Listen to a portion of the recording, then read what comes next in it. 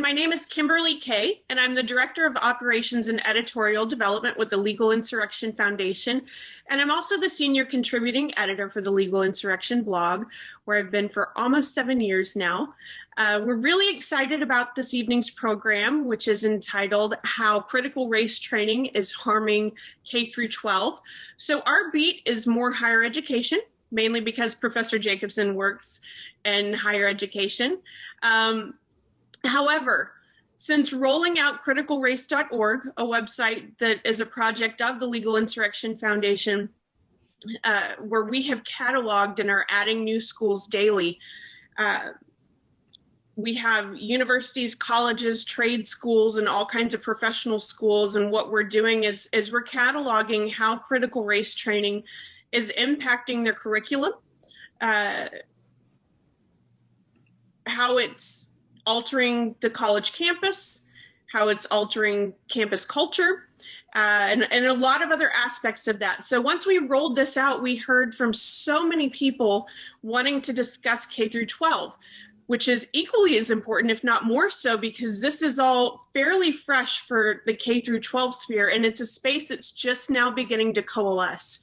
And I believe everyone on the panel is very passionate about this particular subject. It is an area where they work extensively and have extensive knowledge. So we're really excited to be able to get everyone together this evening and hopefully provide you a little bit of hope, because one of my messages and something I'm very passionate about is reminding you that you are not alone, that even though it might look like it, particularly in this season, particularly when we're battling on what seems like every single front, whether it's big tech or being deplatformed, and in every single way possible, it feels like we're fighting something. But you are not alone. There are people who are working very hard to push back against these things that are taking what should be knowledge-based education and turning it into something completely different.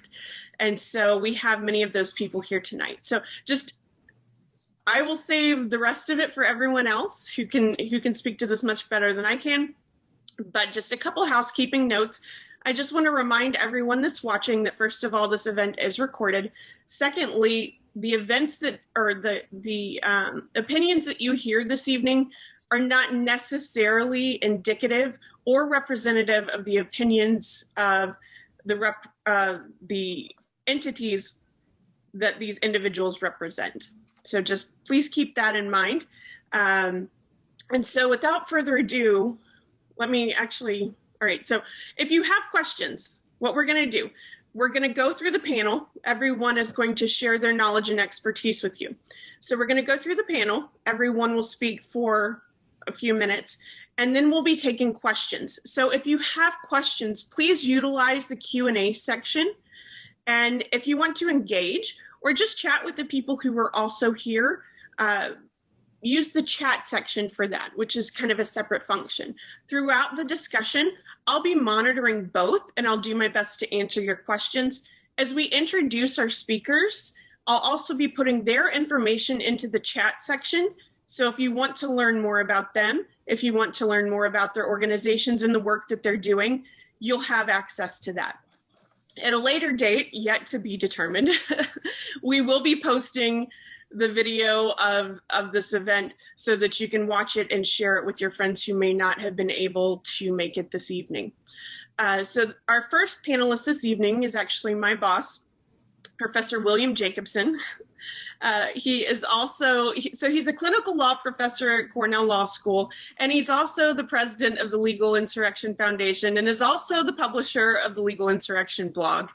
And so he has a lot of insight into this realm, and we're going to begin with him. So without further ado, Professor Jacobson. Hi, thank you, Kimberly, for that introduction and for helping organize this. I also want to give a special shout out to Lucy Meckler from the Texas Public Policy Foundation, who helped us on their end of things to organize everything. And I think we've got a great panel tonight. I really do. I think you're going to learn a lot, and I hope you'll take a lot away from it.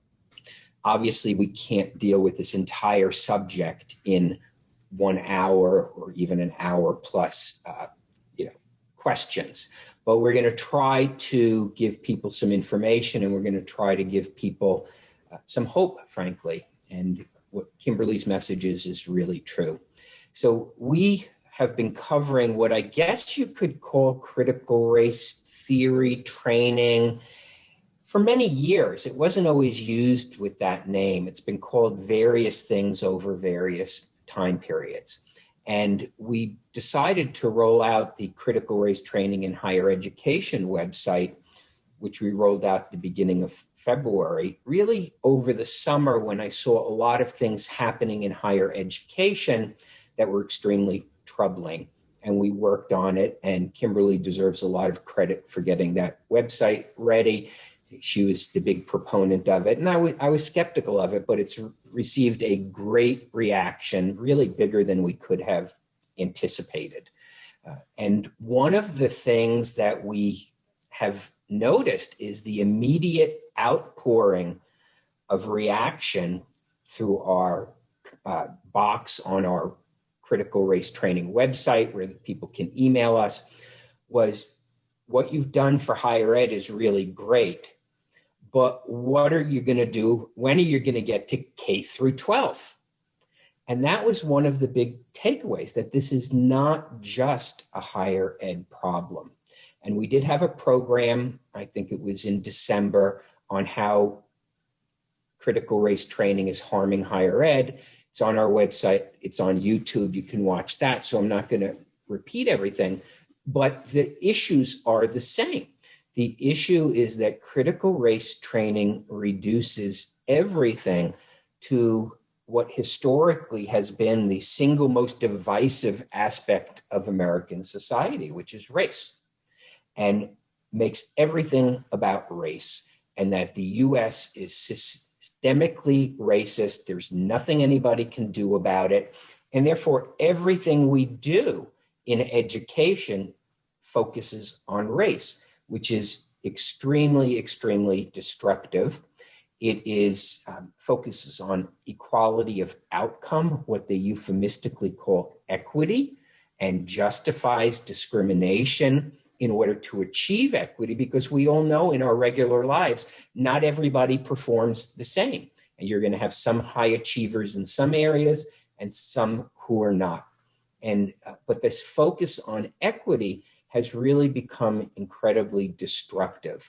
The trainings that happen in higher ed are replicated in K through 12. And you've heard the horrendous stories about, parents being told or students being told that if you're taught to show your proof in math, that is racist, that really actually very bigoted statements suggesting that punctuality and hard work are somehow an attribute of whiteness, and which is in itself a very racist thing to say. And so you have these absurdities, but you have people who believe in them very fervently and who agitate for them. And one of the things that I found that I know I feel in higher ed, and a lot of parents have expressed to me for K through 12, is that this all seems to be coming on at once. That somebody in a conversation the other day used the expression that she felt that everybody was being swarmed by this. It's coming at parents and at students and at employees from so many different directions. And it's new. It wasn't like this a year ago. And it is new, in fact. It's new in the nature of how it's been brought forth, but it's not new in the concepts. These concepts have been around for quite some time. And it's almost as if there was a plan on the shelf that just needed a trigger to implement it. Now, there wasn't literally a plan on the shelf, but there are a lot of people who have been preparing for this moment.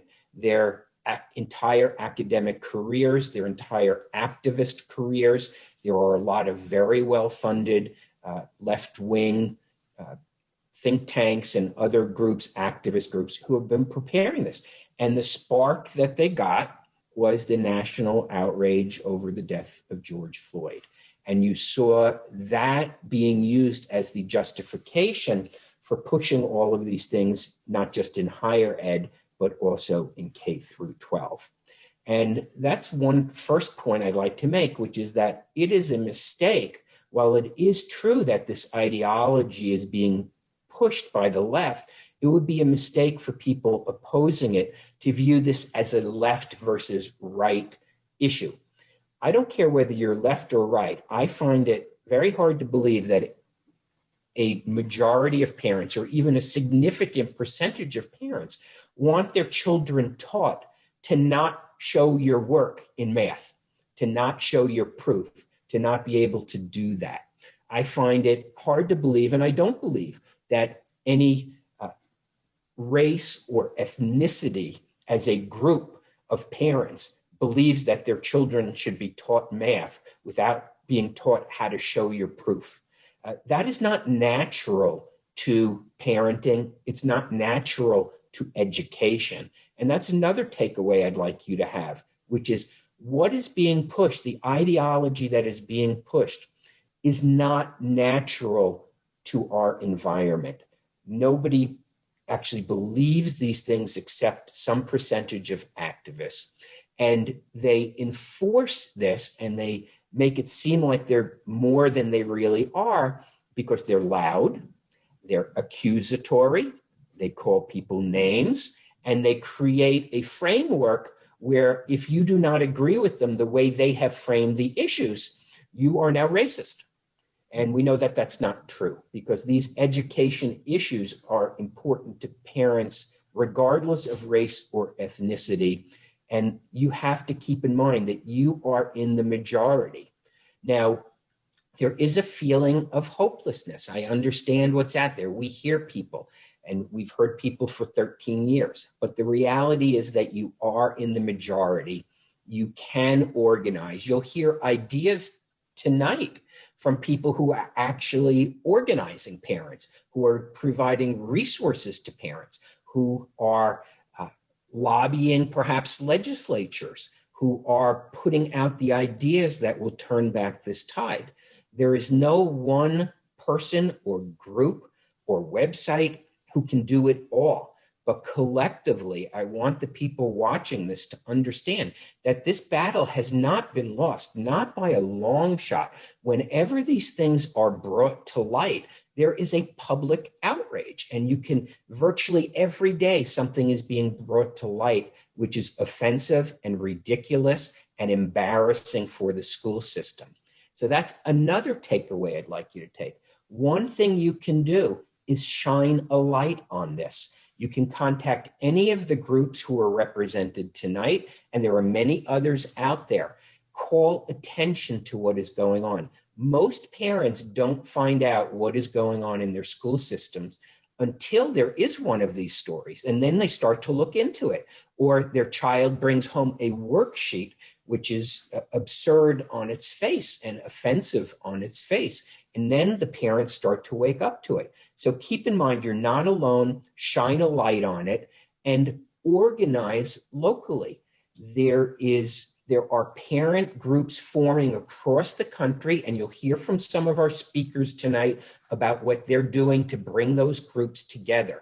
But make your voice known. This can only succeed if people are silent. This can only exceed if what's going on in your school system is hidden. It can only succeed if people remain quiet and believe that there's nothing they can do. But there is a lot you can do. Our website is trying to bring out information, but we can't do everything. There are other groups tonight who are on the ground and who are organizing, but you can make a difference. And that's what we really want people to come away with tonight, that this is not normal. What is going on in education right now is not normal. It's anti-education.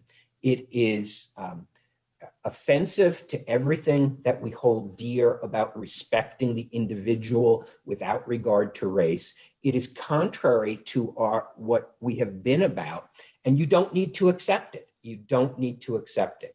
So I think I've gone on long enough, and what I want to do is simply amplify Kimberly's message in her opening that you are not alone. I can guarantee you, because we've been contacted by a lot of people since our critical race training in higher education website went live. There are a lot of groups organizing now. We're a little bit behind the other side. This sprung up on us seemingly out of nowhere, but you are not alone, and there is a lot you can do. And I really do want to thank all the panelists tonight. You have an amazing panel with people with extremely deep knowledge and experience in the subject matter. And so I will now turn it over to our next speaker. Thank you so much, Professor Jacobson. And one thing I neglected to mention at the beginning, and I apologize, I had a baby crying in the background, which it's always hard to pull my attention away from that, but is that we are a host. Our co-host for this event tonight is the Texas Public Policy Foundation, of whom I have been a huge fan as long as I've been involved in this sphere, which is hard for me to believe, but 10 years now, almost 10 years. And so I'm extremely excited to introduce our next panelist, Dr. Tom Lindsay, who is a distinguished senior fellow of higher education and constitutional studies at the Texas Public Policy Foundation. And I'm going to read just a little bit of his biography and then turn it over to him so he can elaborate a lot more. Dr. Lindsay is a distinguished fellow. He has more than 2 decades of experience in education management and instruction, including service as a dean, provost, and college president. In 2006, Dr. Lindsay joined the National Endowment for the Humanities staff as a director of the agency's signature initiative, We the People, which supports teaching and scholarship in American history and culture. He was named deputy chairman and chief operating officer of the NEH in 2007. And without further ado, Dr. Lindsay. Well, thank you, Kimberly, and I want to thank everyone here for their participation and for inviting me to be on this important panel. Let me talk a little bit about the philosophic foundations, and Professor Jacobson has done a good job of that already. Let me add just a little bit. Critical race training comes from critical race theory. Critical race theory is the product first of critical theory itself. Critical theory is the child of Karl Marx. From critical theory came first critical legal theory, which simply says that all law can be understood as a consequence of the rich trying to oppress the poor. In other words, it takes a Marxist framework and applies it to the law. From critical legal theory, which started being taught in American law schools back in the late 70s, early 80s, came critical race theory. All three of them, critical theory, critical legal theory, and critical race theory, all share common premises. First and foremost is they all begin from Marx's theory that, here I quote from the first sentence of the Communist Manifesto, says Marx, "The history of all hitherto existing societies is the history of class struggle," unquote. So to class struggle, critical race theory adds racial struggle. Specifically, critical race theory argues that all aspects of our life are interwoven with and products of racial prejudice, with an overriding emphasis on quote unquote white supremacy. So under this theory, even those whites who adhere to the Declaration's foundational principle that all human beings are created equal, even they are guilty, whether they know it or not, of racism by virtue of their skin color. Now, critical race theory also adds a degree of moral and cultural relativism, in which it argues that language and logic are merely instruments of power dynamics. And that's a view that they took from the philosopher Friedrich Nietzsche. Uh, all three, critical theory, critical legal theory, and critical race theory, share the idea that oppressed peoples impede the revolution when they believe in and adhere to and identify with the cultural beliefs of their oppressors.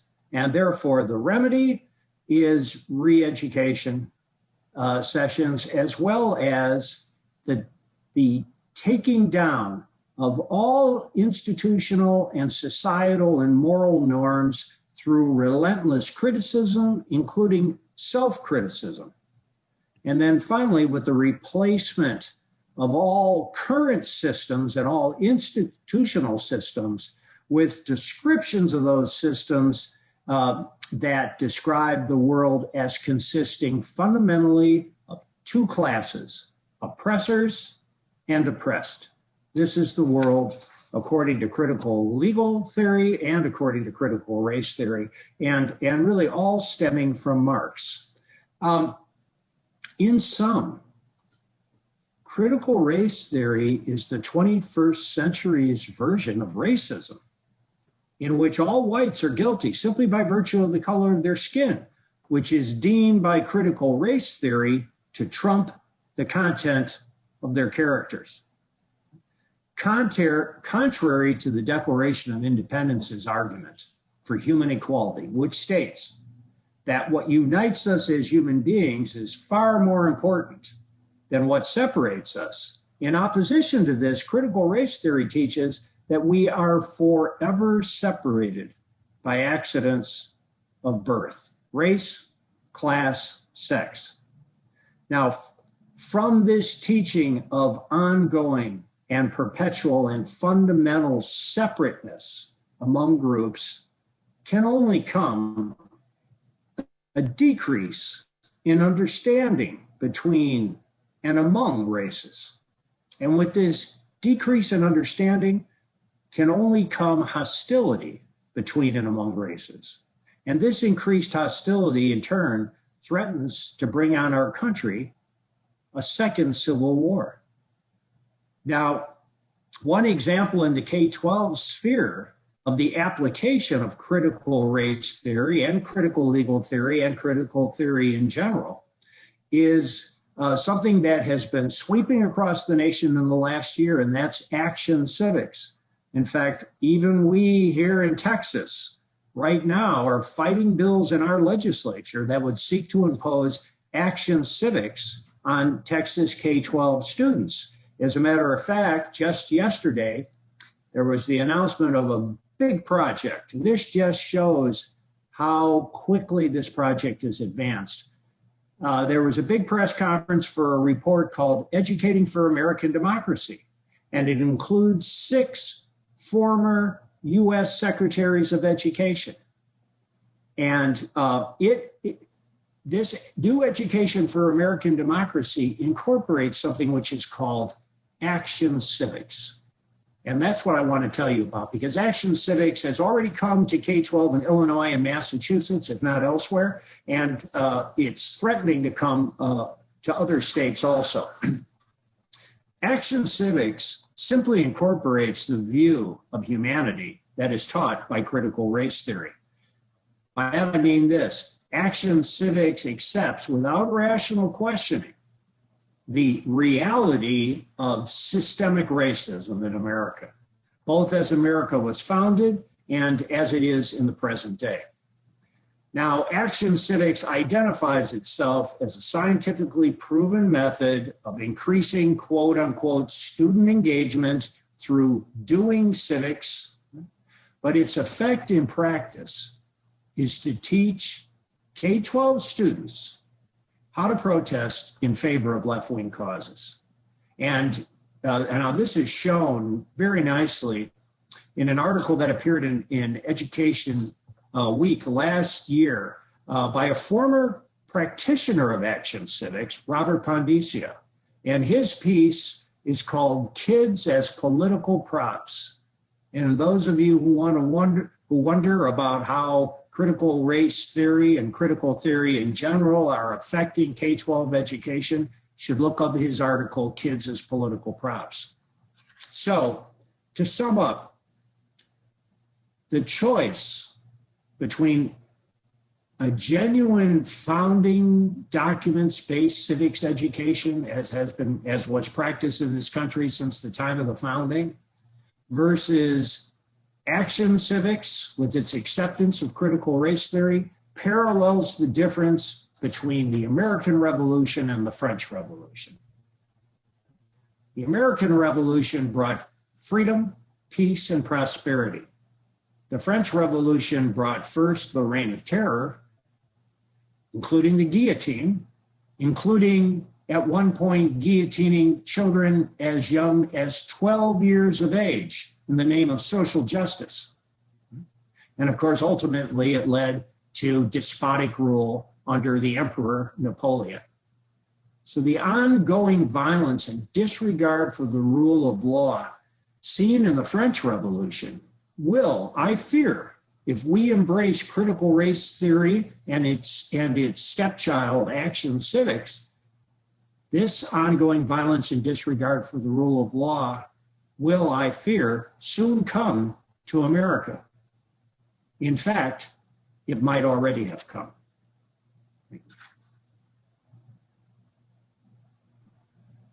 Thank you so much, Dr. Lindsay. We really appreciate that.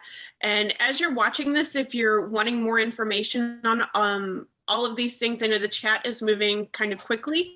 I just want to remind everyone that we will be sending video of this later, along with links to Dr. Lindsay's work and all of the other panelists on this subject, so that you can reference that a little bit later and you can just absorb and be in the moment right now. And as you do have questions, please put them in the Q&A section, and we'll get to those once we get through the rest of the panelists. So next up, we have Dr. Wu. And Dr. Wu is the Executive Director of Californians for the Equal Rights Foundation. And Dr. Wu previously served as Executive Director of the No on 16 campaign. Prior to that, she was Director of Administration at the Asian American Coalition for Education. She holds a PhD in International Studies from the University of Miami and has authored a book, Chinese Oil Enterprises in Latin America, Corporate Social Responsibility, as well as many chapters in other books. In her official capacity, Dr. Wu has been interviewed by the Wall Street Journal, NBC News, NPR Boston, Boston Globe, Quartz, EdSource, College Fix, and other prominent news sources. As a writer, she's been published on the Cal Matters Orange County Register, South China Morning Post, and Oil Price, among other outlets. So we're pleased to introduce to you Dr. Wu. Thank you. Thank you, Kimberly, for your kind introduction. And thank you, Dr. Jacobson and Legal Insurrection for the tremendous work you are doing here to expose the various problems inherent in the very illiberal and undemocratic critical race theory. I appreciate this opportunity to join this very prestigious panel of experts to talk about the negative impacts of critical race training in our K-12 classrooms, and more importantly, the solutions. So my academic background is in international studies, as Kimberly has mentioned, which is related to political science. And as a doctoral candidate, I actually taught critical race theory in a few graduate student classes in political philosophy as a hypothesis of political thought that is a hodgepodge of neo-Marxism, critical theories such as feminism and constructivism, as well as postmodernism. Funny thing, I recently came upon an amusing piece of news about a University of California gender and sexuality studies professor who applied critical race theory to study the lives and deaths of shelter animals, arguing that innocent pets are left to perish because their minority owners cannot afford to keep them as a result of systemic racism. So this just comes to show the pervasiveness of this cultural movement to re-engineer the American society through the prism of race and through the lenses of critical race theory. Let me please briefly give a background account of how I got involved in what I call this counter-movement to the aggressive invasion of critical race theory in the mainstream. Last year, I had the honor of participating in a heroic and historic campaign in California, which successfully defeated a racial preference ballot measure, Proposition 16, with an impressive margin of 57% versus 43%. But before we could sit back and enjoy the hard-fought triumph that preserved California's constitutional principle of equal treatment, we at Californians for Equal Rights Foundation were alerted about this fast-evolving case of critical ethnic studies in California, involving all levels, including the State Board of Education, the state legislature, and individual school districts. In December 2020, shortly before the California Board of Education publicized the third and final draft of its ethnic studies model curriculum, a group of scholars, educators, and nonprofit organizations, including my organization, put together a task force to connect people concerned about the incursion of critical race theory in public education and also to raise public awareness on this tremendously important issue. We then came to the knowledge of some outrageous cases, such as the third grade math class turning into social identity training in Cupertino, as well as teachers in San Diego Unified School District being required to attend training sessions on white privilege, anti-racism, white fragility, and spiritually murdering.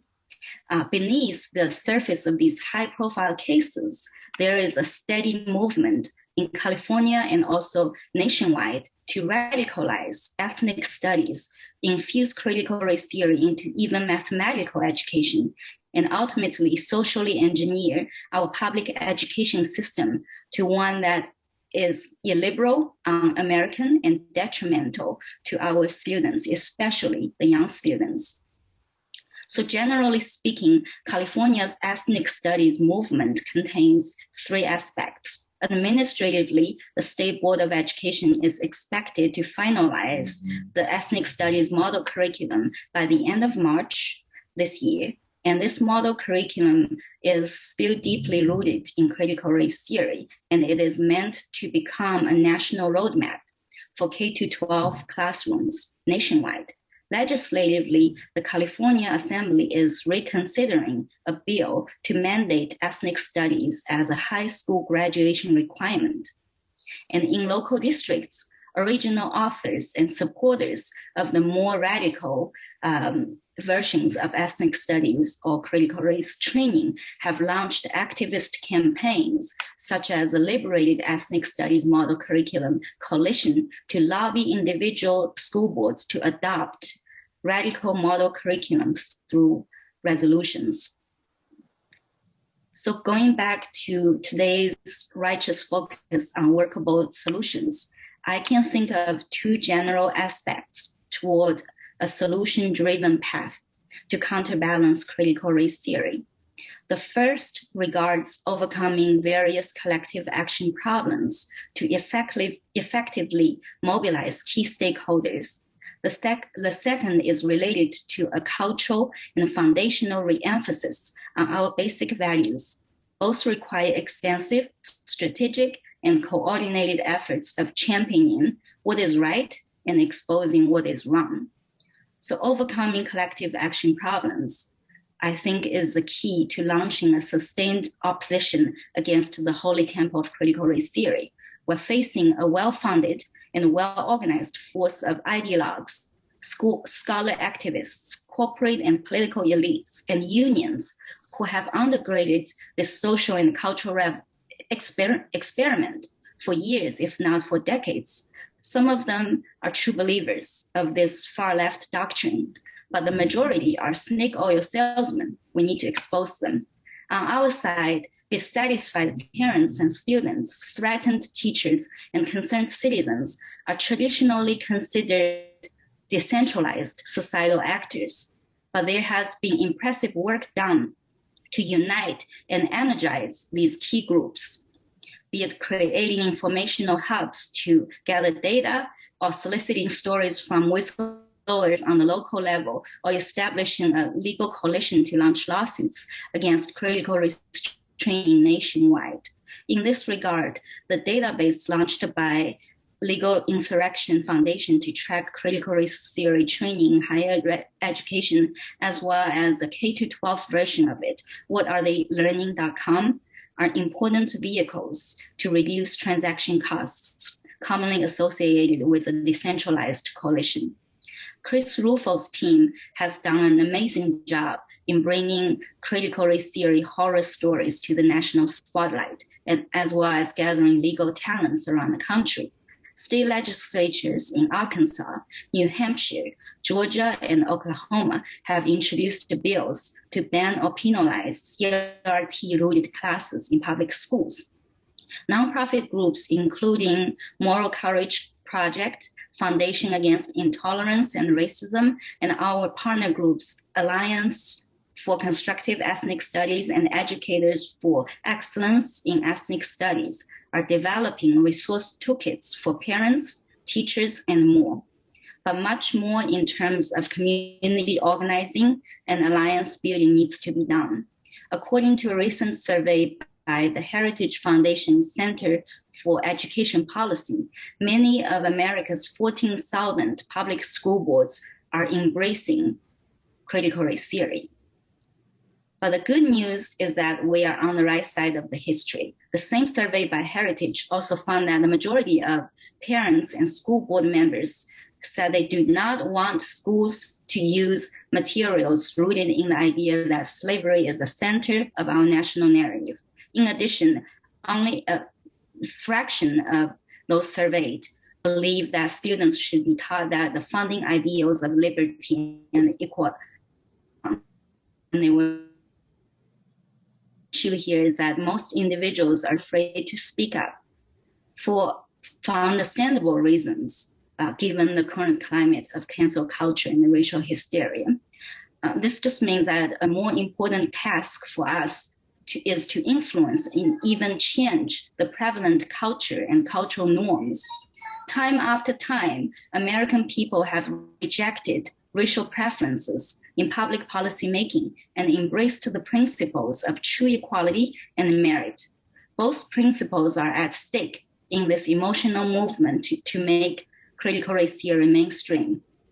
Through writing, research, public appearances, and local organizing, we must unequivocally demonstrate that the solutions to racial balkanization and the illiberal hold of racial progressivism, radical progressivism,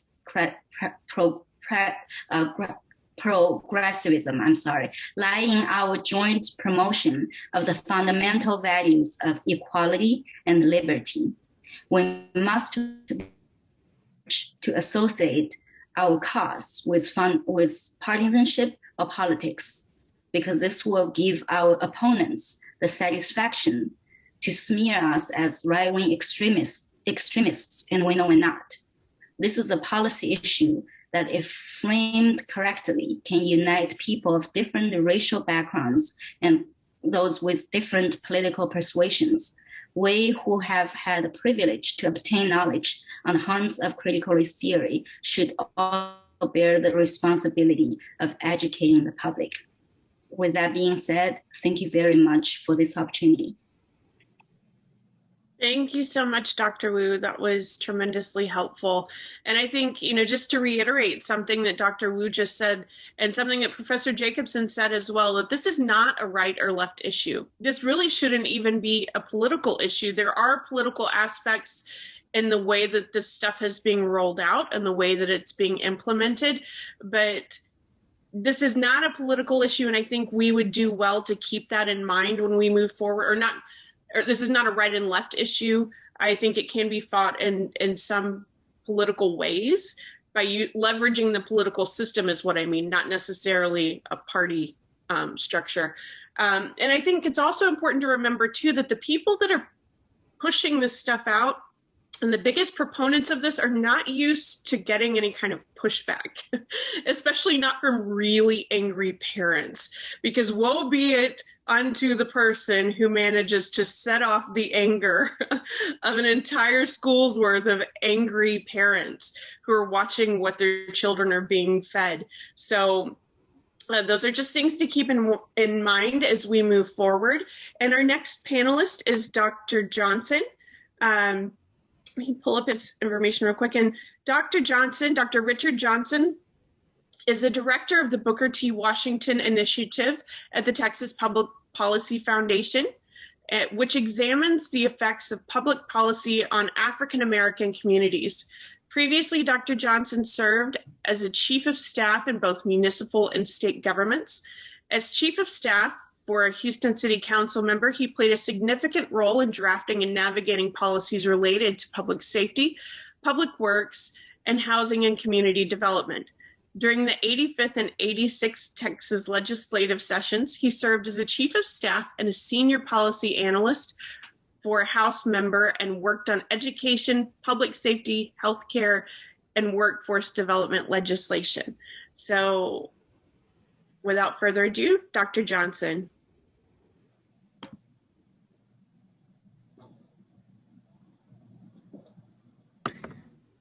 Thank you so much, Kimberly, and thank you, Professor Jacobs, for inviting me. And I want to send a big shout out to my colleague, Tom Lindsay, who always invites me and gets me included into these great discussions. And it's a real honor and pleasure to be here with this distinguished panel to discuss such an important issue.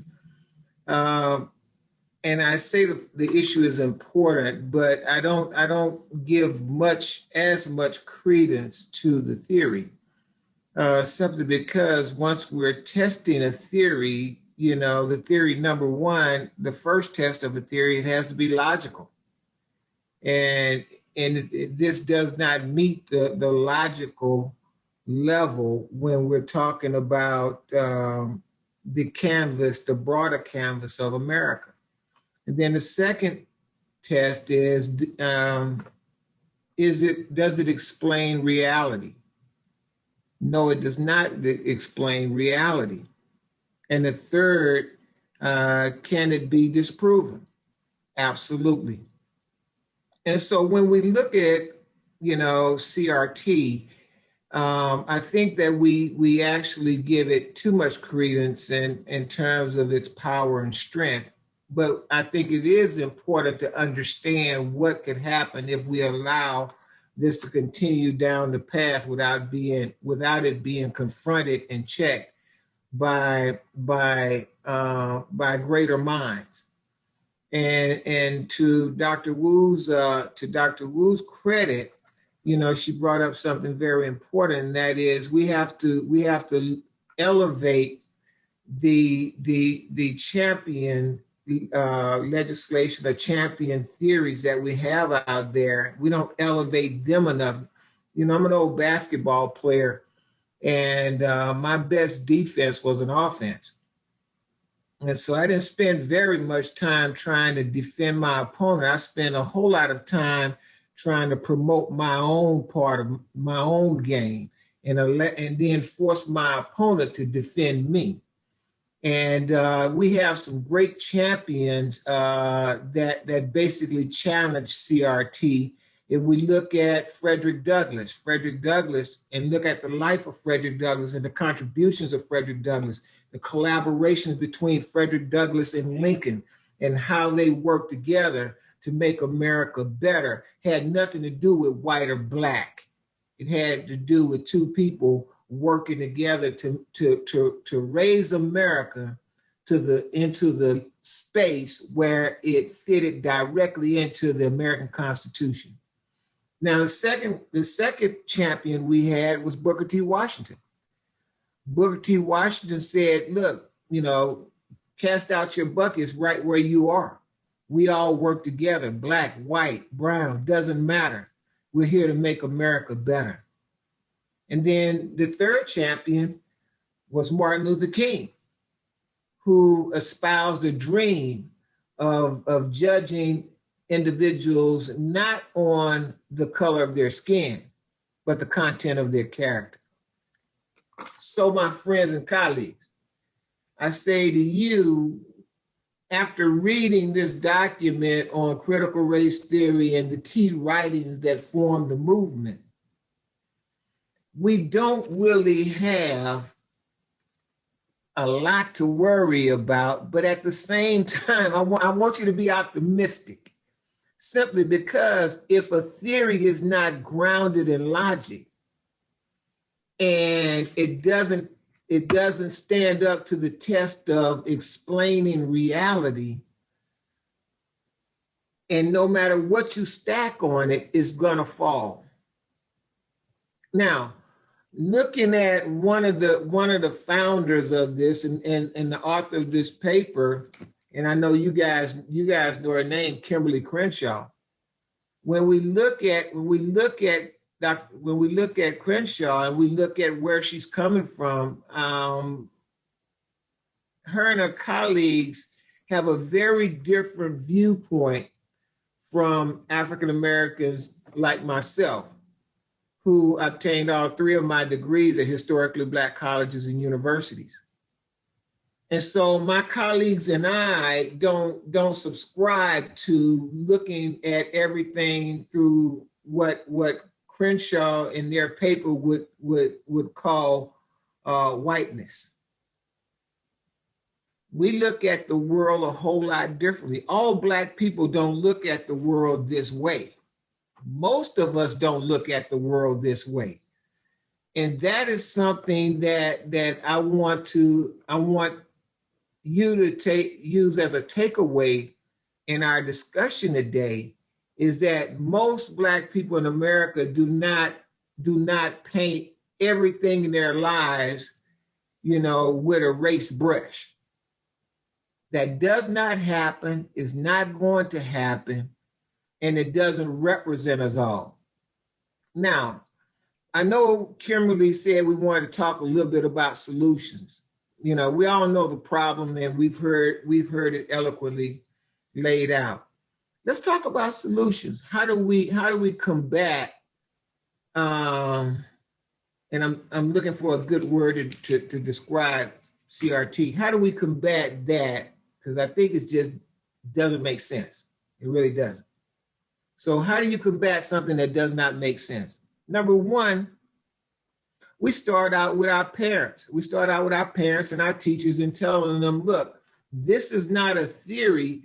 This is really not a theory that holds up water. And once you disprove the theory, and then back to Dr. Wu's comment, elevate our other champions. We have wonderful things out here in America where people of all races are working together to overcome any type of obstacle that we face in America. And we have brilliant minds doing it. So a few people who have some personal manifestations of issues that's going on with them personally, because I read the story behind Kimberly Crenshaw, and then put a label on it that says critical race theory, and everybody runs off into that direction because, and it was mentioned earlier about timing.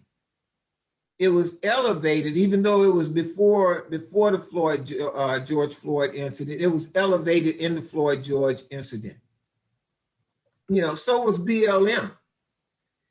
Most people would think that, the civil rights movement aligns itself with Black Lives Matter. It does not. I'm gonna tell you, it does not. Black Lives Matter was founded by 3 African-American females, 2 of which are LGBTQ activists. That has nothing to do with the civil rights movement. It has nothing to do with Dr. King. It has nothing to do with, Frederick Douglass, Booker T. Washington, all those individuals who championed working with everyone to make America great and make America a better place. But who would not raise their hands and say Black Lives Matter? Yeah, they do. Are you a part of Black Lives Matter, the movement? No. Do white lives matter? Do brown lives matter? Do yellow? All lives matter. Everybody matters in America. The way that we combat these types of things is we elevate the champion causes for Americans using our intelligence and our astute brains to do that. Black Lives Matter raised $90 million so far, according to most of the correspondence that I've read. Martin Luther King, when he won the Nobel Peace Prize, when he was told, he immediately made an announcement and donated every penny of it back to advance the movement, the civil rights movement. Have you heard that from Black Lives Matter? No. Will you hear that, any of that from CRT? Since CRT has now become popular, I've seen Crenshaw everywhere. You know, but here's what we have to do to combat that. Common sense, logic, supporting champions of our movement, speaking to parents, speaking to schools, and saying and pushing back on ignorance. When you push back on ignorance with logic and intelligence, that everyday average common man will get it, they'll understand it, they will embrace it, and they will deflect from ignorance. So that is my solution to the problem. We do that in our writings, we do that in our speaking engagements, we do that in our activism, we do that in every facet of our lives. Push back on ignorance, and we will prevail. Thank you. Thank you so much, Dr. Johnson. So our last panelist before we get to Q&A, last but definitely not least, is Nikki Haley. I'm really excited that she's joined us this evening. Oh, Nikki Neely, not Haley. Hey, Neely, I'm so sorry. I'm sorry. I knew I was going to do that, and I'm saying this in my head. I'm going, Neely, and it comes out Haley, of course. So Nikki Neely, and Nikki Neely is the president and founder of Speech First, a nationwide membership organization created to defend students' free speech rights on campus through litigation and other means. Since its launch in February of 2018, Speech First has filed federal lawsuits against the University of Michigan, the University of Texas, the University of Illinois, Iowa State University, and the University of Central Florida for violating its student members' speech rights. She's also the president of the new group, Parents Defending Education, which empowers and mobilizes parents to combat efforts to politicize their children's education. So it's all yours. Man, this is a hard team to back cleanup on. I'm honored to be among such distinguished company. So yeah, I think I'm gonna follow up on what Dr. Johnson said and try to pose a couple solutions. And because this is co-hosted by the Texas Public Policy Foundation, I'm gonna cite a Texan to start off with. Dick Armey said many years ago, politics goes to he who shows up. And I think that is how we start to solve this. We have to start to show up again. For so long, you know, what has happened at the school board meetings is none of us have gone because, quite honestly, those meetings stink.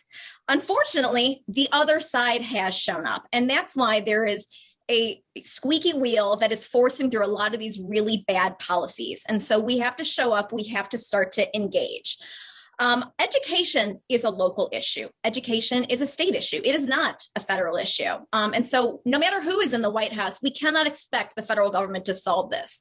And I think that's why it's so important. I mean, I love to, there are almost 170 people on this call. That's amazing that there are that many people around the country who care about this issue. And that gives me such hope about this. So yeah, I think we kind of have like a three-part strategy for this. We need to empower parents. I think there are a lot of people over the past year who, when the school shut down, I'm married to a constitutional lawyer who used to do school choice litigation. And when all the schools shut down in March, we had people texting us saying, well, how do we get the schools to listen to us? It feels like the teachers unions don't care. And my husband and I would just sit in the backyard with a glass of wine and laugh because no, of course they don't care about you.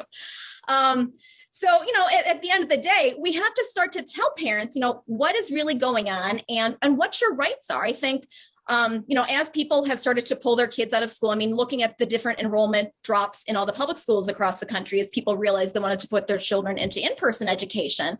I think a lot of people didn't realize that, yes, you might be in an in-person education in a private school, but when you do that, you actually don't have any more constitutional rights. You might have contract rights, but you don't have constitutional rights. That's something important that parents need to know. Conversely, if your child is in a public school and maybe they're forced to acknowledge their privilege, do a privilege walk, say things that they're really uncomfortable about. Think about that case in Nevada, the Democracy Prep case that is being run by John O'Brien. The things that they were trying to force that student to say, that's compelled speech. That's a First Amendment violation at a public school. That's something that parents need to know. If your boys and girls are separated into two different groups and the boys are told you're part of the cis heteropatriarchy, which totally is something that happens, that might be a Title IX violation. And if your children are separated by gender, or not by gender, by race, the white children are told you have white privilege and the Asian children are told you're white adjacent. And the Black and Hispanic children are told you're part of a system of systemic racism, nothing you do will ever make a difference. That could be a Title VI violation. These are things that parents need to know because it's like, I think about that old G.I. Joe saying, knowledge is the best, knowledge is your power. This is where we have to start. We need to tell parents where the lines are because I think there's been thousands of parents across the country as their kids have been in school or, doing virtual school for the past few months, seeing what their kids are actually learning, and it makes them so uncomfortable. But the other side in this has done a really good job of isolating all of us, making us feel, am I the crazy one? Am I the only one who thinks like this? And that's why people aren't speaking up. And so it's so exciting to see that there are groups like No Left Turn in Education that have been creating state chapters around the country, because it starts to show people you're not alone. You're not crazy. There are lots of other people like you around. That's what, one of the things that Parents Defending Education wants to do. We want to show that there are parent groups across the country. I don't want to run all of them because, frankly, the issues that are in Taos are different than the ones in Tulsa, are different than the ones in San Francisco, are different than the ones in Florida. But I think parents need to know how to engage. Some of the people on this call, probably a lot of you who are listening in, you know how to write an op-ed, you know how to write a letter to the editor. But frankly, I think about Bob in Omaha, who is trying to hold a job down, virtually school his kids, and not have a nervous breakdown in the middle of an ongoing pandemic. They don't know where to start. People are not going to sort through necessarily 45 pages of National Review and new discourses to figure out what's going on with critical race theory. We need to make it easier for parents to get involved. And so, what are the basic things that we need to do to get engaged? Because obviously you will be called names and nobody really wants that. So what are questions you could ask your school where you're putting them on the defensive? You're not coming across sounding like some QAnon wackadoo, but I look at just different incidents that are taking place across the country.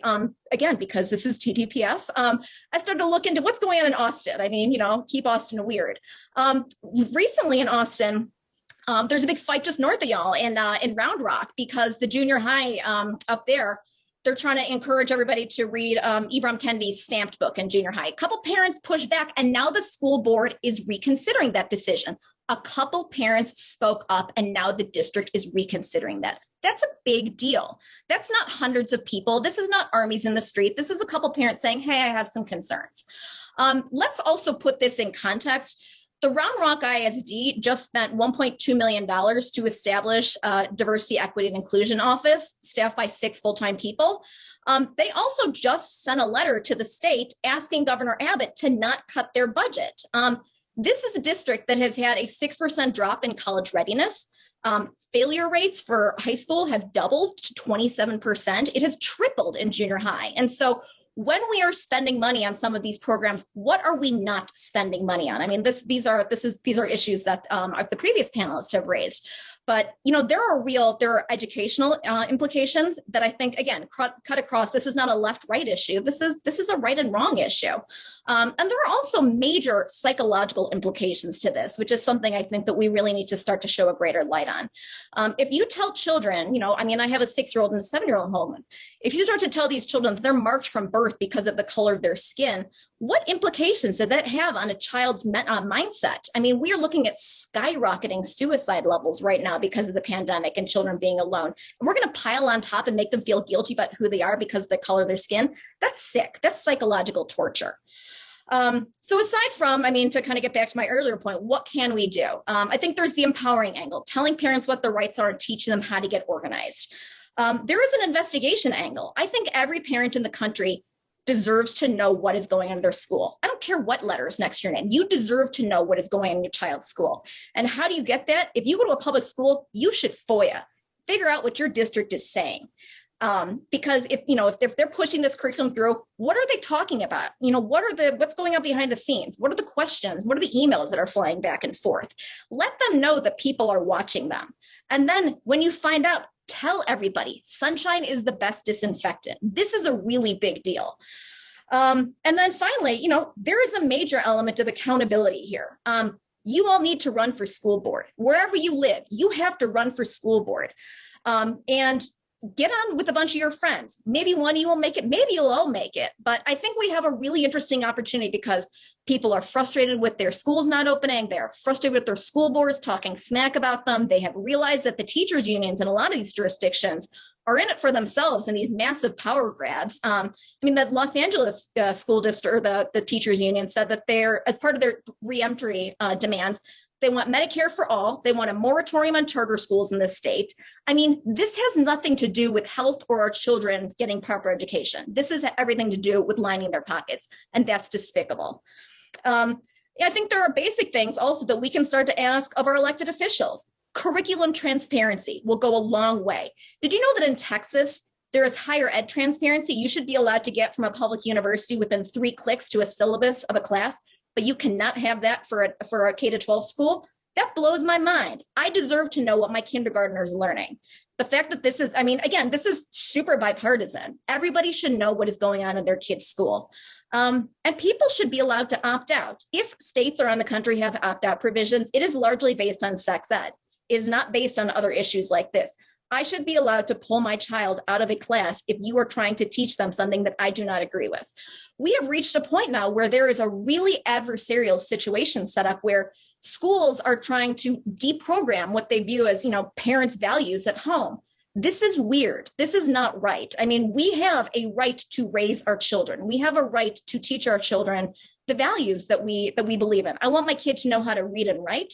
I want him to learn calculus so he can get into MIT. I do not want him to be told that math is racist, because the people who are pushing that line, I'm sure actually are teaching their child math, and they're teaching them to be on time, and all these other things that we're told are racist. So what you're doing, you're sandbagging the competition for some of these elite schools. That's disgusting. But again, I realize that obviously not everybody wants to be the tip of the spear on this. And I'm so proud to see so many of you in the chat, talk about this, the local groups you're doing. There has to be 10,000 of us. There has to be 100,000 of us out asking questions, showing up, putting people on the defensive about some of these issues.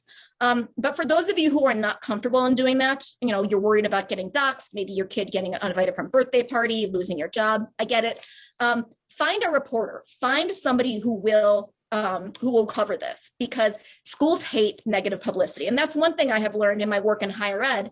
And now in the K-12 space, once you start to shine a light on some of these issues, a lot of people will back off. And so at the end of the day, we can all talk about it, but we also need to show up and we need to make a difference. And so you all have a little bit of homework, but I think in the end, we can do this together. I'd like to end on a happy note. Yay. Thank you so much. I really appreciate that. And that was very happy. So well done. So a few things I want to toss in before we get to questions. Just because we have the Legal Insurrection blog and because we follow news of all sorts, all day, literally all day, every day. I can assure you that the craziest stuff that we ever see does not usually, every now and then, but not usually come from the federal level. It comes from the local level. It comes from the crazy people that are running your school boards. It comes from the crazy teeny tiny city councils and state legislatures. So you are not alone in this. You have a huge opportunity to get involved on the local level. I mean, we've had several news stories that actually made it, not our news stories, but there were several national news stories. One in particular about a school board meeting in California that they were not aware of was made public. There was yet another one that came out, I think it was somewhere in Oregon or some other place on the West Coast not too long after that, where these people are saying horrendous things about children and about their reasons for not opening up. These are local level positions. You can easily get involved. You can easily show up to that. And as I mentioned earlier, the people who are spearheading this and trying to push this in schools across the country are not used to opposition. So they think that they've been able to kind of sneak this in. And I think even a little bit of resistance is going to be far more effective. And so to that point, I want to encourage you not to underestimate the number of people who believe like you do on this particular issue. As just about everyone has mentioned, everyone on this panel, and something that we see far and wide, is that there are so many people who are greatly concerned about this and who are desperate to find out what they can do to fight back, to push back. And if you are hesitant to speak up, to say things, I understand not everyone has the luxury of doing that, but what I can encourage you in is that your kids are worth it. Their future is worth it. The things that their minds and their hearts are being fed is worth it. And we have an obligation and a responsibility to take that very seriously and to ensure that they're getting the best that we can possibly give them. And that includes what they're being taught in kindergarten or public school or, charter school, private school. These things happen there too. This is not limited just to public schooling. This stuff is happening across the board. So keep those things in mind. And the last thing I'll say before we get to the Q&A is that we did create a page, criticalrace.org, which, as I mentioned, is a project of the Legal Insurrection Foundation. We have a K through 12 page. And so this being a new project, we've been able to connect with a lot of people doing fantastic work all over the country. And we built out a resource page. So if you're looking for basic education on critical race training, maybe you just heard about this or you overheard a Zoom call with, your child in virtual school listening to an inherent bias video or, something along those lines. We have first and foremost education on what critical race training is and layman's terms and something, and in a lot of ways that's not necessarily too heady or too theoretical. So we have a lot of resources there. Many of those are resources that have been created by the people on this panel. And we also have resources on the K through 12 page for groups and organizations that are currently working nationwide to build a network to help teach and train and organize people who are wanting to push back against this. And as I mentioned, this is a huge opportunity because this space has yet to completely coalesce. At least for those who are willing to combat critical race training in K through 12. So there's a lot of moving parts. There's a lot of groups in early formation. There's a lot of people all over the country who are diligently working to make combating this much easier. And so as we meet these groups and as we connect with these people, we are also working to add their information as a resource on our website so that at least there's some place where you can find the group that makes most sense for you to get plugged in. So with that, I'm going to go ahead and move to questions, and I'm going to change our view so that everyone can see everyone. Okay. Let's see which one. So I think this is a really important question. Who are the people pushing CRT? Who's behind this? Does anyone want to tackle that? I call them the diversity industrial complex. I mean, there are foundations everywhere that have been funding this. The Washington Free Beacon had a great story a few weeks ago that showed that the Gates Foundation actually is one of the ones that has pushed this racist math stuff. But it is coming from the Ford Foundation. It is coming from teachers unions. It is coming from the National Social Studies Association. I mean, there are all these, we are up against billions of dollars, which is so sad and so depressing, as well as obviously the academy and scholarship. And so that makes it all the more important that we play, we work together. We need to be smart. We are going to be kind of the insurgent force. But that, what the nice thing is that we're right at the end of the day. So, but yeah, sadly, it's kind of everywhere. So I would just add, I agree with Nicole's prescription of, the diversity industrial complex. And I actually talked about it in an interview with the Wall Street Journal back in December last year. I would like to add that the traditional adherents of the diversity industrial complex still paid lip service to liberal values of equality, of representation and fairness.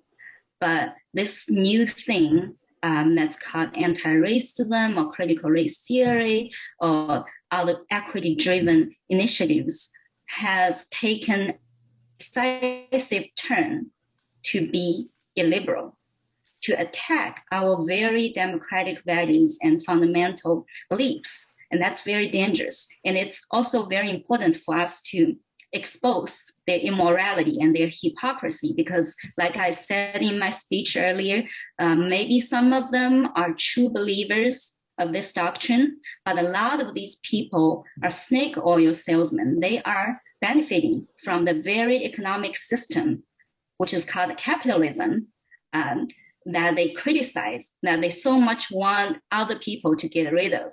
So it's important that we collectively come together and share on the lies, immorality, and hypocrisy of these people, of these proponents of Christianity. Yeah, I think it's definitely true. There is enormous money behind this. Institutions you would not have thought had been corrupted have been completely corrupted, including a lot of higher ed, including, who would think the Ford Foundation would be funding all of this stuff? A lot of foundations, the Rockefeller Foundation. And what happened is, I forget who said it, and I should remember the person's name, who said that, any institution that is not explicitly conservative over time will become left-wing. And that's what's happened. A lot of institutions that supported traditional American values over time have been converted into activist groups. And again, this is not a left or right issue, but it is also true. We have to acknowledge that it is being pushed by leftist institutions, but the people who oppose it should be able to come together without that divide. But the institutional support for this is truly astounding. That institutional support includes the budgets of higher education, but there is a weak point for K through 12, which has an enormous advantage over higher ed pushback. And the weak point for these people in K through 12 is that the funding almost always comes from the state, or the bulk of the funding. And believe it or not, there are actually, it's hard to believe it as somebody who splits his time between Rhode Island and New York. It's sometimes hard to believe, but there are actually states where the governors and the legislatures agree with us. And it's not like academic freedom in higher ed. It's a completely different bird. Okay, and a state legislature has the right to say, or a state department of education, that we are not going to fund this stuff. And if you do this, we're going to pull your funding. And that will stop it in a state tomorrow, because there's no academic freedom in K through 12 for the teachers to teach their own personal views of life and of the world.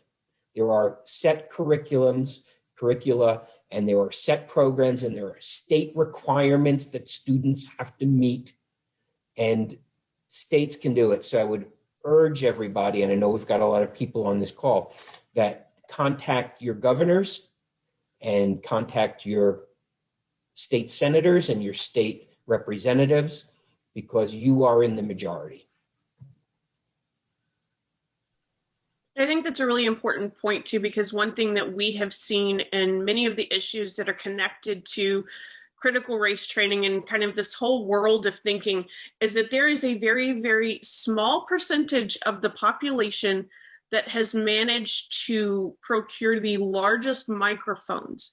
And I believe this is purely anecdotal. This is just my experience in researching these things and in watching news and stories and state houses and legislators for years, is that they are largely overrepresented, and the views that they express are not held by the majority of the people in the states where this stuff is being implemented.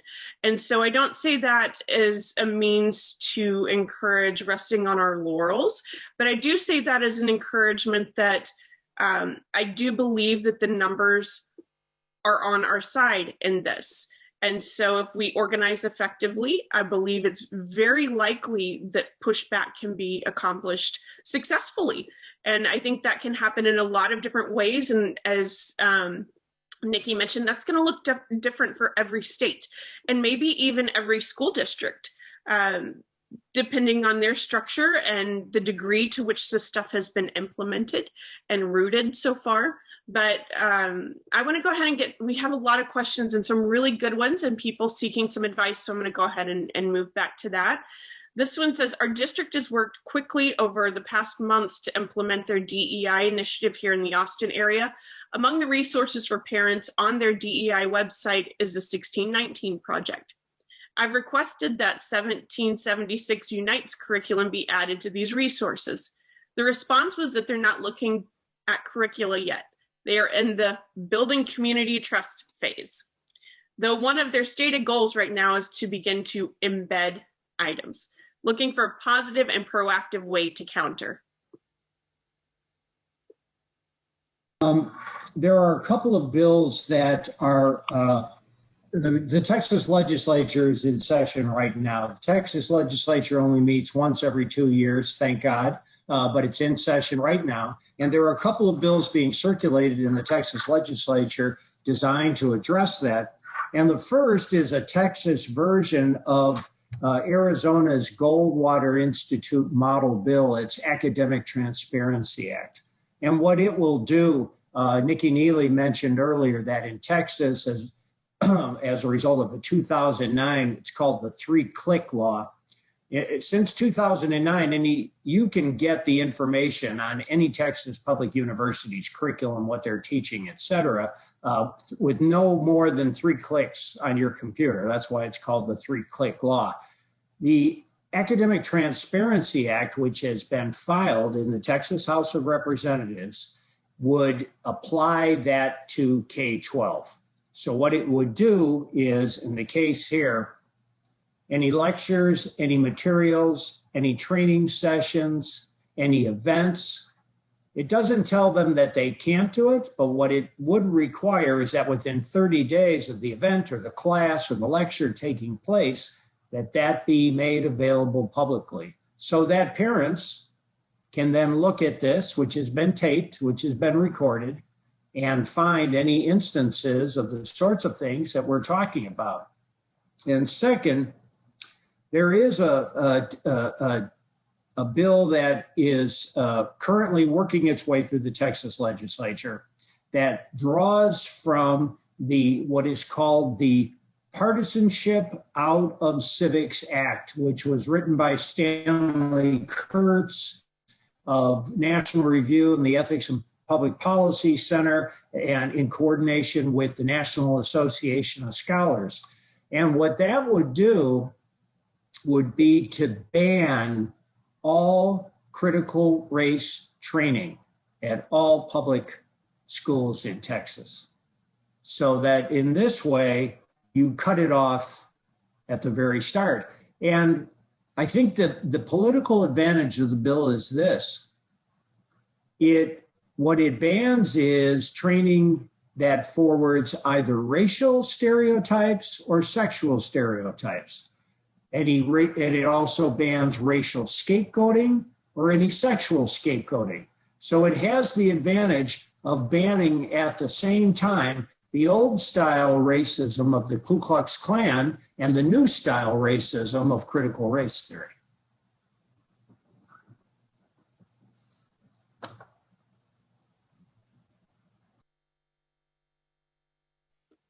I muted myself. So thank you so much, Dr. Lindsay. And I think I know that there are a lot of bills floating around in a lot of state houses right now. And I know just based on discussions that we've had both with Dr. Lindsay and other people, I think the transparency fight is probably the best angle, at least of the policy prescriptions that I've seen floating around. And I don't want to turn this into a policy panel. That's probably something for another day, but I think that has multiple benefits in many, many ways, not just in successive legislation passing, but in the optics of the discussion as well. So we have another question. This is from someone in Oregon, and he says, here in Oregon, the State Education Board has approved the insertion of anti-racist, pro-gender, and intersectional teaching into every subject, including math, science, and other unrelated areas. How can we defeat such a large movement? Dr. Wu, yeah, go ahead. Thank you, Kimberly. So I noticed the development in Oregon, especially regarding the ethnomathematics paradigm that's being rolled out in Oregon as a partnership with some education nonprofits as a result of a successful grant from the Gates Foundation. So this goes back to our argument about the entrenched economic and political interests behind this paradigm. And we talked a lot about here at this panel, the legislative and legal pushback to counterbalance critical race training. And I just want to add another possible avenue, being the administrative path. So we know treating students and teachers and other school district employees solely on the basis of race violates a series of civil rights rules, Title VI, Title VII of the 1964 Civil Rights Act, the 14th Amendment to the U.S. Constitution, and a variety of federal non-discrimination laws.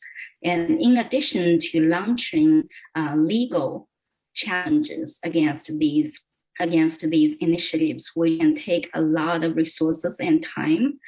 Parents and individuals can also fight against their state department of education, their county education office, even their city board of education by submitting civil rights violation complaints and discrimination complaints.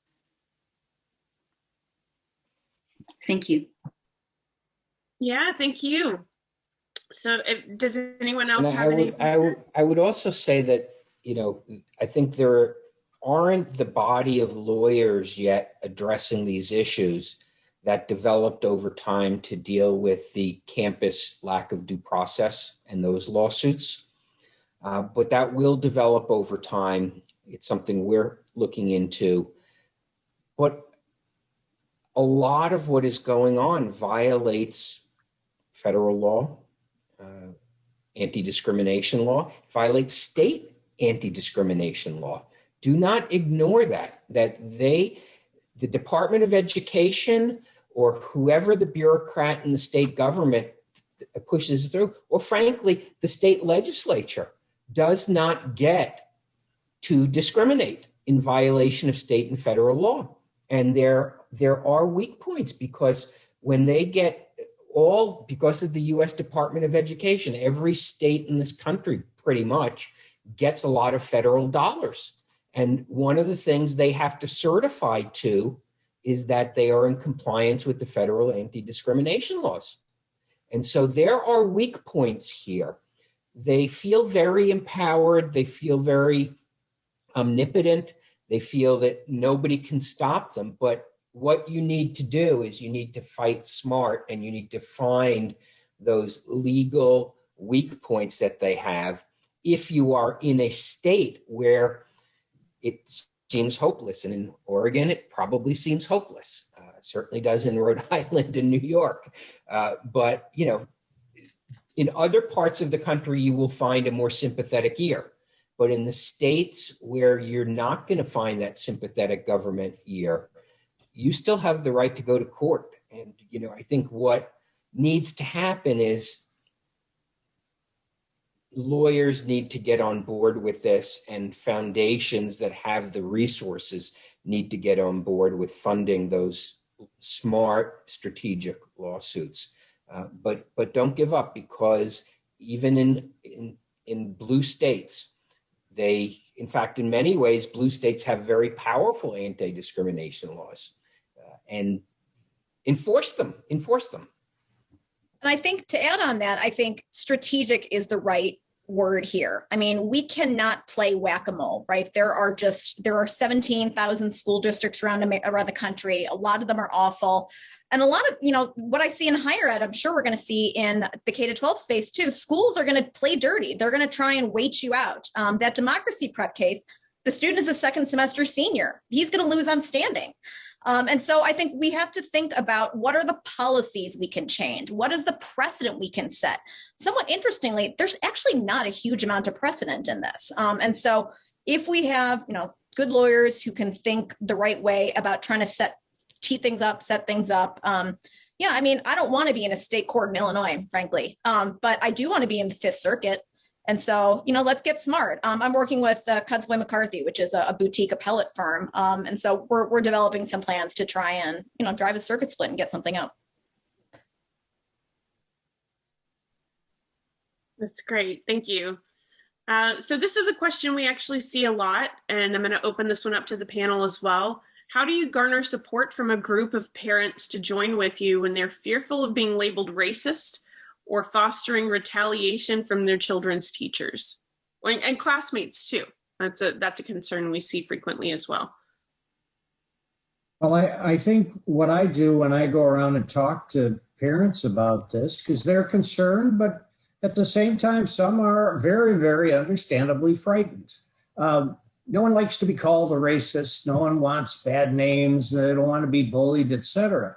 But I think that the key thing to motivating them to develop the soulful wherewithal to carry on this needed battle, I ask them this question. I ask them, have you ever known of a country in the history of the world that required its taxpayers to fund the teaching of doctrines that teach their children to hate their country? I know of no country in the history of the world that has ever done that, and for good reason, because it is a suicide pact to do that. So I think we have to let parents know both what the stakes are, and also that there is something they can do about this. And I think the second reason that they are reticent at times is this, and Richard Johnson has already pointed to this. This critical race theory talks all about race, but critical race theory is not really, in the end, about race. And it is certainly not about black versus white. It is instead about Marxism versus the American Constitution. Those are the stakes.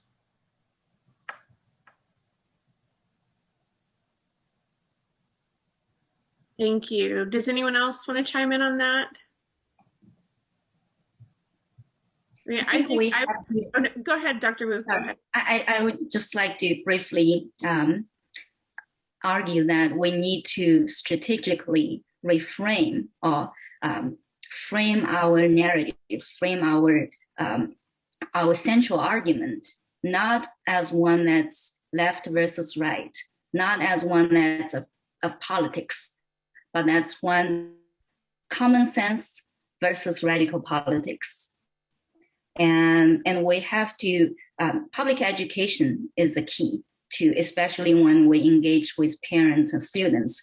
We need to, first of all, encourage them that this is an existential crisis here of the state of our public education, and our national competitiveness and your children's future are at stake. That's one. And number two, we understandably, I can relate to their fears and their concerns about being targeted, about being pressured by their peers at school. So we need to offer an option of representing these parents and students and teachers under umbrella organizations to launch lawsuits or administrative complaints, civil rights complaints, to launch campaigns. And we need to put that out as something that's possible and create channels of information gathering and reporting, that if they see something, they can come to us and tell us what's going on without being fearful. Thank you. I'd also like to add, and Kimberly didn't mention this in my bio, that I'm an old Army sergeant. I was in the military. I was in the Army for 8 years. And one of the things we like to do is to strategically wage our battle.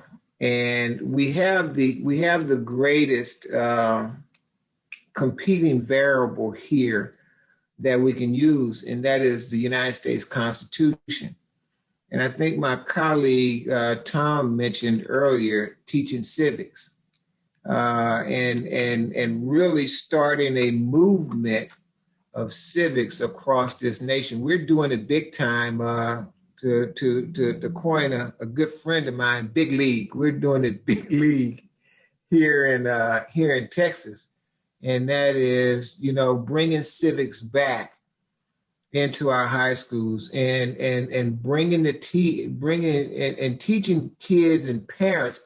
Most of the parents don't know the Constitution, and so we have a bunch of folks out there just following ignorant slogans like CRT is a slogan. Oh, let me go. BLM. Oh, let me go. But what about the United States Constitution? How are we taking our energy and our resources and putting it into that movement, like the wealthy folks that Professor Jacobs mentioned, and the Ford Foundation, Brown Foundation, all the foundations that have supported, different educational materials and tools. And this is one that they've jumped on the bandwagon to support because it just looks good and the optics are good and it's the heat of the moment. But civics, the civics movement will die if we do not become the energy and the wind beneath the wings in it.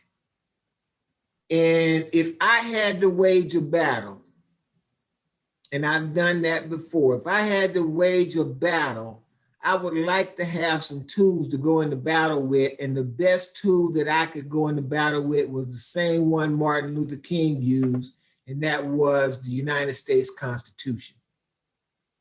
And bringing civics and join that movement, join the civics movement.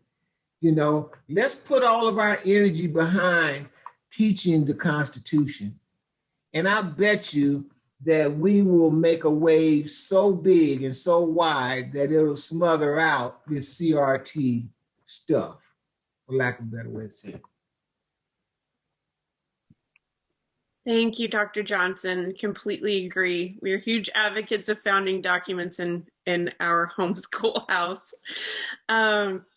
So we do have another one here, and I think this is a really important question too. How do you deal with bad faith and engagement with the other side? Seems litigation is critical since opponents are not trying to work with us, but target power structures to force outcomes. Well, you've got to develop a thick skin to begin with. I mean, if you're going to go public on anything, you just have to accept that the slings and arrows are going to be thrown at you. And so you got to be prepared for that.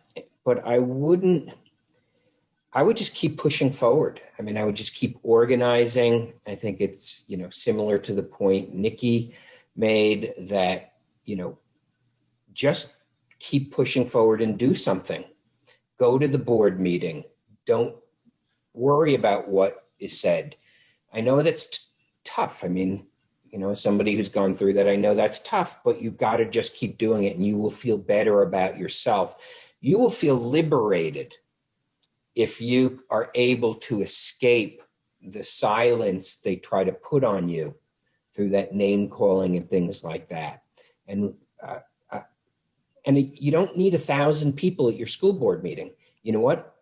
6 of your friends show up and make a big stink, and you're going to make a big impact. I've noticed the same thing, that it's incredible, who shows up.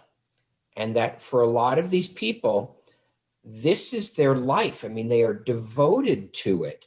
We just want to go to work, come home, spend time with the family, maybe go away on the weekend, and they devote 24 hours a day. Their entire lives are wrapped around this. You don't need to turn into that. I would advise not to turn into that. But show up for the school board. Get some of your friends to sign on to a letter. Call your local newspaper or call your beloved blogger, okay? Or contact any of our organizations. There are a lot of people out there who have achieved a fair amount of disruptive progress simply by telling what's going on. If your state allows it, and please check your state law, but if your state allows you to take video, do that. If your state allows you to record public meetings, do that, because that is the evidence. And, there's a lot you can do, but I would not get too wrapped up in worrying about them. Just keep pushing forward. I would say that first, the most important thing is, and this may sound cliche, but we need to have hope. And I say that because last year in America's most progressive state, we successfully defeated far left, the bluest measure, which flew out of the state legislature within 2 months. The measure was intended to reinstate racial preferences in public education, public contracting, and public employment. And the California voters electorate, 9.6 million of them, decisively voted to reject preferential treatment. So we have to consider ourselves as ones who are on the side of morality and facts. And this is part of the civil rights times. We're here to claim the letter and spirit of our the results of hard-fought results of the civil rights movement in the 1960s. Civil rights are foremost individual rights. They are rights about equal access, equal treatment, and equal protection. At the time when minority groups in the United States did not have equal rights on par with the majority, civil rights were temporarily about group rights. They fundamentally and timelessly, they are individual rights. And these foot soldiers of race theory, they're trying to perpetuate the old times. We need to stand up and we need to show up and we need to elevate each other. And most importantly, we need to have faith, because we're truly on the right side of the history. And this is a winnable battle. So I have tremendous hope. One of the commenters made the point that not everybody is a bad actor on the other side. I think that's also important to bear in mind, is that I think a lot of people kind of threw up their hands in June and said, we have to do something. And some of this is just educating your principal, your teachers, your school board of what they can and can't do. Because people don't know that, well, if this violates students' rights, and we're not going to do it anymore. And so just you showing up will help to give them a little bit of backbone too. And so, let's not just presume that our opponents in this are bad people. Well, one of the things, let me just add one other thing to it. When you're going into a battle, I mean, it's a fight. It is a fight. If you have an opponent, that person or that group is moving an oppositional idea that's against the idea that you're moving. And so one of the things that we have is over at TPPF, we have these little pocket constitutions. And, most people are not going to go out and articulate strategic battle formats the way that we do. I mean, we're doctors, but we're going to have to have people who don't speak, the King's English that well, people who just have good, solid common sense, who are good, strong patriots, and most of them have high morals and Christians, to just take this little pocket constitution and pass it out. Pass it out at the school boards. One of the things school board members will say, well, who are these people passing out pocket constitutions? Well, we want people to understand our rights. We want folks to understand what's right and what's wrong. And if you pass out enough of these, and that happened in the 60s. I'm a strong follower of the civil rights movement in the 60s. Because we knew in the 60s that a lot of our folks wasn't going to be able to articulate the strategic plans that we had or the outcomes that we were trying to achieve. But if they could just pass out a little constitution or a paper that talks about our rights, that starts people to understand and appreciate civics and start folks to asking questions about civics.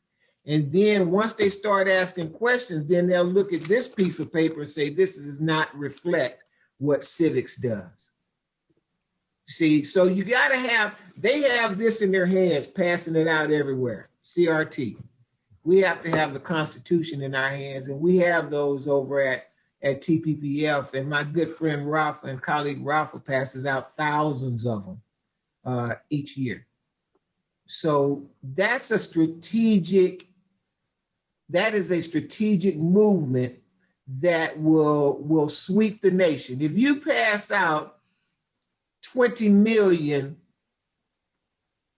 pocket constitutions, you'll probably be on Fox News. So those are the sorts of things. It starts in the grassroots. You move, and it seems simple to do, but it would be quite effective. And understand that always we're in a fight. As my colleague said, this is not about CRT, nothing that simple, or BLM. This is an attack on the Constitution. And this is an attack by Marxism on the Constitution. That is the measure of our fight. They're all in, we have to be all in. Thank you. Thank you so much, Dr. Johnson. And I think with that, we're going to go ahead and wrap up. I just want to end by saying, just to kind of tag on to what Dr. Johnson was saying, I've always prescribed to the happy warrior school, right? Which is that I don't assume that the opponent is evil. I assume that their life has led them to a different conclusion than my life has. And if there is a way to find common ground, I prefer to do that because we're all people and we all care about things. I mean, to a certain degree, we all share a very similar human experience and life experience, and at the risk of getting too happy-go-lucky, can't we all get along? I do believe that exists, and I do believe that's possible. if we are able to discuss ideas, if we're able to, as Dr. Johnson has mentioned repeatedly, to reiterate the importance of our founding documents, the reasons why this country was created, why we're here. And it was for freedom. It was purely for freedom that our forefathers and the people that created this country fled for a better life and the opportunity to worship freely and to educate freely and to do all of the things that they weren't being allowed to do elsewhere. And so I think it's important that we keep that in mind. As Nikki mentioned, I don't think it's wise to assume that everyone that is a proponent of this is acting in bad faith. We just don't know that. And I think it discredits what we bring to the table in education and in trying to push back against this to assume that everyone is that way. That being said, as Professor Jacob mentioned, you're going to encounter nasty people, and you're going to have to be okay with that. This is a battle for the very fundamental roots of this country. This is not something to take like lightly, but it's also something to do with a smile on our face to the extent that that's possible, and to align ourselves with people who care as much as we care, who care about the future of not just the country, but what the country will look like for their children, what education looks like 10 years from now, 20 years from now, is that landscape is changing daily. And to plug in with the people who are already doing this so that you're not alone and you do not become battle weary. And I will caution you against that. This stuff can be super, what is the word I'm looking for? It can completely suck you in consuming. It can be super consuming.